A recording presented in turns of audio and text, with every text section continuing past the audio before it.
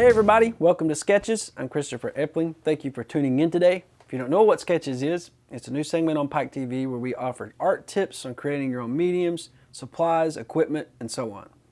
Today we're going to be focusing on something pretty interesting. I think you're going to get some enjoyment out of this, but I want to say this up front before we get started. If you're at home and you're a child, let's say you need some supervision for this, you definitely want to consider that because we're talking about using electricity, and we never want to, encourage young kids who know nothing about electricity to go out and start playing with cords that you plug into a wall. Obvious, right? So I want to say that up front. But today we're going to be looking at 3 different things that you can create with some help at home that you can avoid the cost associated with going and purchasing these in some craft store. The 3 things we're going to be focusing on is your own light box. And we're going to talk about the importance of a light box in art if you're not really familiar with what that is. The second thing we're going to be talking about is your own artist table. It's at an angle, so you can take it, transport it, use it. So you help with your posture, leaning over all the time drawing. This art table will actually give you the benefit of setting upright and ease and accessibility with your mediums. And the last thing we're going to talk about is a pencil holder. Those of you that know anything about pencil holders, believe it or not, they're kind of expensive, especially if you have a lot of pencils like me. So if you want to go out and purchase one of these, you can. But if you'd rather build it at home, save some money, then you can do that and learn how today. So let's go ahead and focus in a little bit more on what these are and how to build those if you're interested. Now, if you're going to build one of these objects and equipment at home, the first thing that you need to do is actually draw it out and what you want. And this comes a little bit, some different skills come into play here. Now, if you like to draw, then you automatically know how to maybe interpret what this is on paper. But if you know anything about measurements and building and construction, then it might be a little challenging. Now, I didn't, so basically what I did was take a piece of paper and I used measurements. I took a yardstick and I measured out exactly how long I wanted my light box to be. And what I did is I went ahead and I sketched it out. I drew the dimensions of the light box on a piece of paper. This is my planning period. I included this handle here that you see for transporting. So I drew that on there as well. In the back, I put a couple of hooks here, which I'll show you in a second, that you can wrap your cord around, which then goes over and plugs into the wall. So with this, I knew basically what it would look like. The next step is drawing out those dimensions. So you could say this is 32 inches from here to here. This is 5 inches from top to bottom. And then maybe perhaps it's 24 inches from the front to the back. Once I had my dimensions, I knew what I needed to do. I knew that I needed a certain size of wood and how long it was. So then I went into the actual construction. Now I had some help with this because as you can see, inside of this are fluorescent lights. Now what light boxes are great for is for transferring one image to another. So basically you copy or trace your own work on top of here. So you'll sketch out something really fast, lay it on top, turn the light box on. You can see that image underneath your paper, lay your new paper on top, and then you can redraw that and finish it and make it look better. It saves time on erasing. It helps you to define your characters better and your composition, and it's a great tool to have in any workshop. Now, at Lowe's or any other type of store where they sell goods like this, you can find fluorescent lighting. You can also find the hookup to the extension cord, which is here on the side, as you can see. So the extension cord runs inside of the box to the lighting, and it wraps around what is actually coat hangers. So there's 2 coat hangers positioned outward, helps you to wrap that cord around.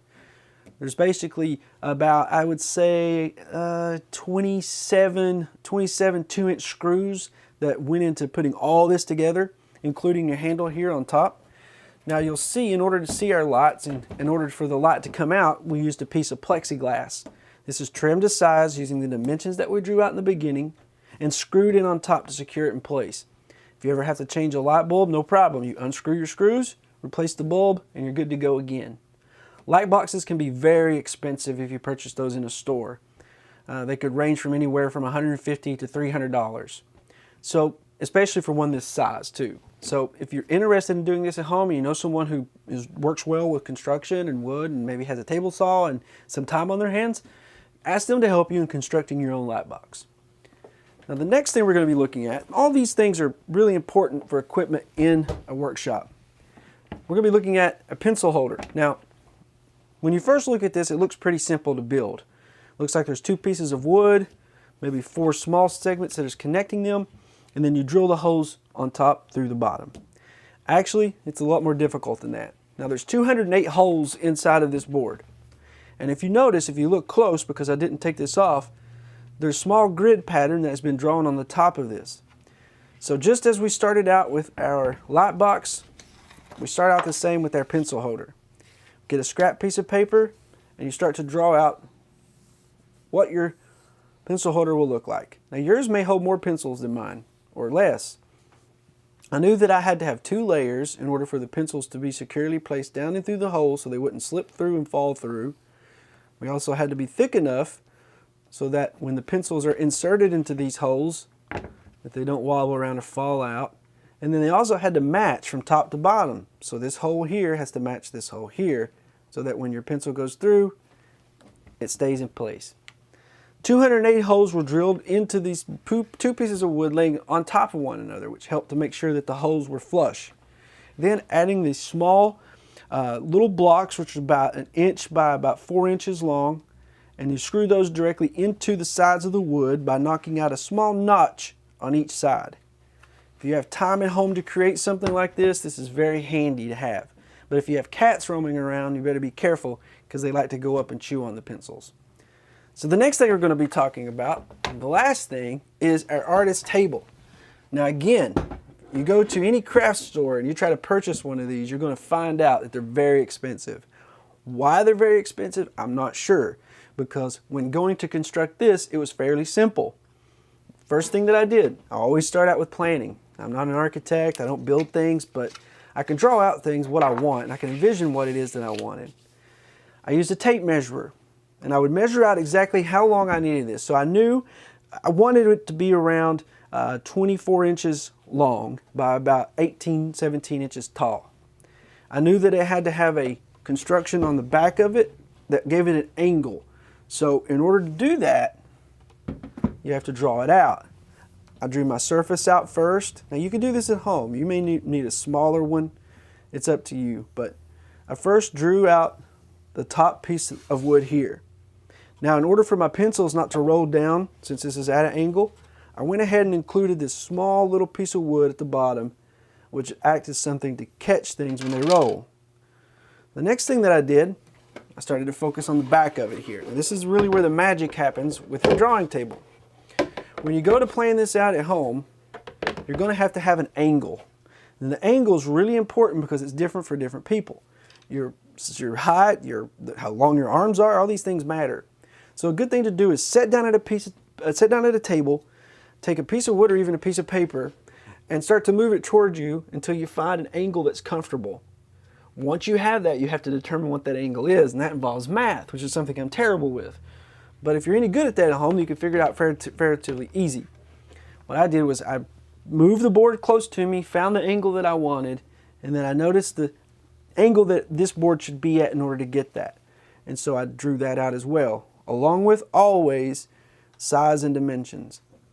Now you'll notice here at the bottom, I left this small piece that was cut out right here on this bottom piece of wood. Now the reason for that is if you're sitting down, you can put your knees in between there and you can actually sit around, watch your favorite TV show in the evening, or maybe favorite sports team play, and draw.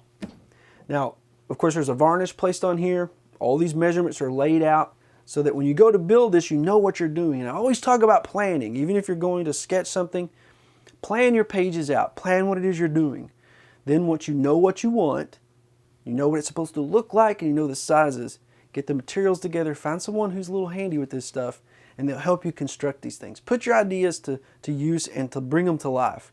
That's something we encourage everyone to do here on Pike TV, and especially with the Art Workshop, because you yourself are a creator. You're an artist, so let's get creating, right?